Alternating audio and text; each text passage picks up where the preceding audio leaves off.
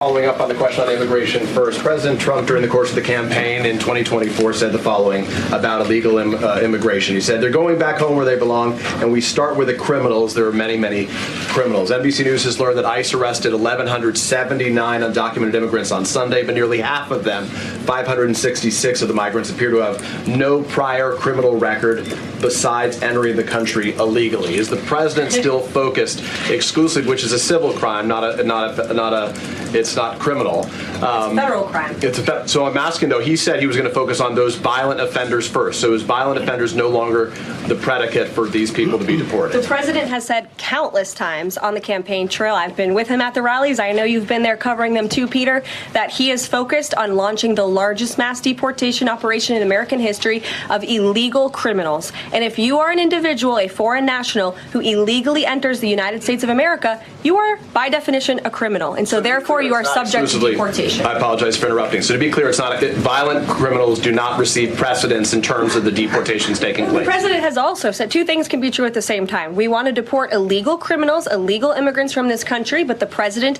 has said that, of course, the illegal criminal drug dealers, the rapists, the murderers, the individuals who have committed heinous acts on the interior of our country and who have terrorized law-abiding American citizens, absolutely, those should be the priority of ICE, but that doesn't mean that the other illegal criminals who entered our nation's borders are off the table.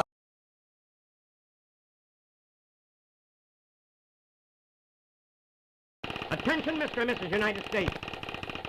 An American soldier recently decorated with the Congressional Medal of Honor by the President of the United States was terribly beaten with a baseball bat in Sugar Land, Texas. This hero, who fought for our country and won the highest award our people can give to any man, is named Sergeant Marcio Garcia, a Mexican. The alleged attack took place at a soft drink parlor where Sergeant Garcia tried to buy a soft drink. He was refused service, although he was wearing the United States uniform at the time. When Sergeant Garcia protested, the beating with the baseball bat followed. Two American sailors, also in uniform, attempted to go to his rescue and were also badly beaten, so much that all three needed hospital attention. The persons responsible for this disgraceful assault could hardly be Texans. Texans do not fight with baseball bats, and no matter what they fight with, from bullets to bayonets, they fight like men. Mexico City, Mexico can afford to be calm. Lone Star justice is traditionally swift. Never has any Texan asked or needed assistance to defend the honor of Texas. And Texas has too many sons wearing the Congressional Medal of Honor to permit any homegrown fascist to spatter it with any hero's blood.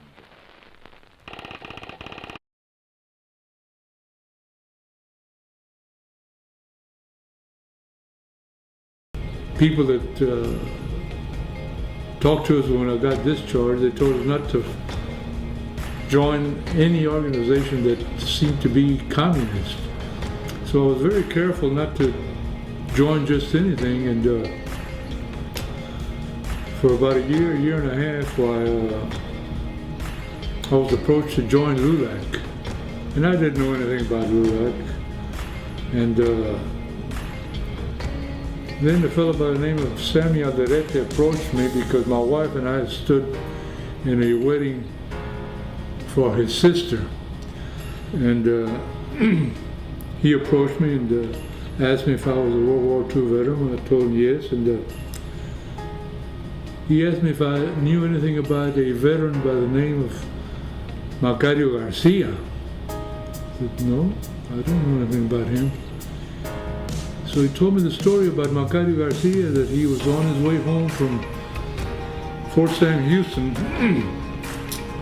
with some other people, some other veterans that got discharged, and they had stopped at Fort Bend to get a hamburger, and he was denied a hamburger because he was a Mexican. And one of the fellows that was with him asked the owner, says, don't you know that this man has the Medal of Honor? That's the highest medal that anybody in the service can get. and you're denying him service? So the guy says, I don't give a damn what he's got. He's a Mexican and I will not serve him. So these guys, I think that 5 or 6 of them tore the restaurant. They tore it up. They just disabled it. So the owner took Macario Garcia to court. That is when I joined LULAC. Because Macario Garcia, being a Medal of Honor recipient, being an Hispanic, being a veteran of World War II, and not being served a hamburger because he was a so-called Mexican,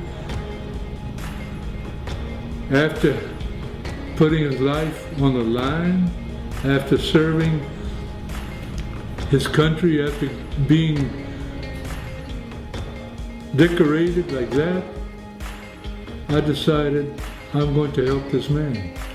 So I joined, and we raised money to fight Macario Garcia's case when it would go to court. But because of the publicity that the restaurant got, and back in those days we didn't have television, but they've got radio and newspapers wide all over the United States. They dropped the case. So by that time, we had already raised a little over $6,000 for Macario. We gave it to him, and he gave it to his mother, who bought a house for herself. And I have been in LULAC since then, which is over 60 years now. Staying home from work or school, or avoiding shopping or dining out.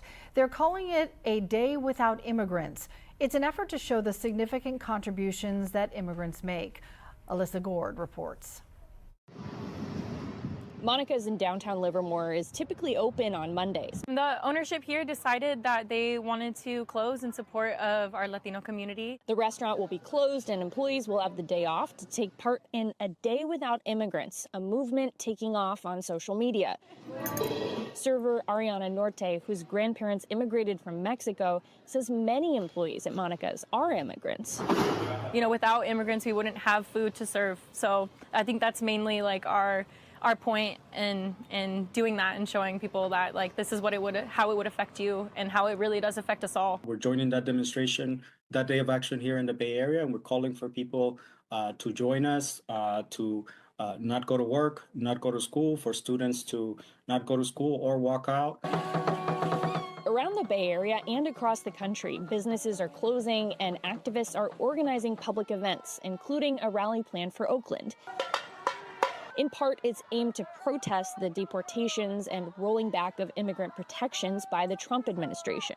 But another goal is to highlight how immigrants, whether they came here with authorization or without, contribute to our society. You know, we want to make a statement that that not only are we really important to the economy of this country, but that we have a right to be here, to live here. While some will be rallying, others may demonstrate more quietly. So I just plan on staying home and probably just reading or something. In Livermore, Ariana hopes this day of action helps highlight the humanity of the immigrants in our communities. It's huge for me. It affects everything about me. It's like they are my people. They're my family, even if they're not from Mexico.